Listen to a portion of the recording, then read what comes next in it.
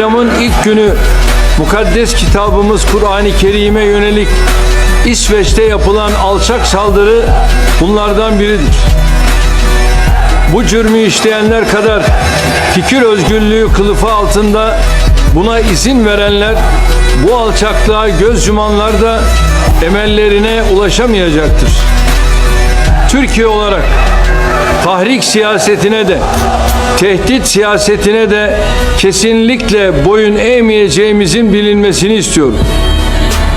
Terör örgütleriyle ve İslam düşmanlığıyla kararlı mücadele edilinceye kadar tepkimizi en güçlü şekilde ortaya koyacağız.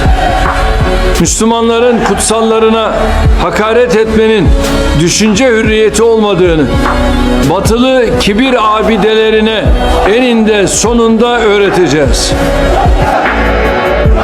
Bayramın ilk günü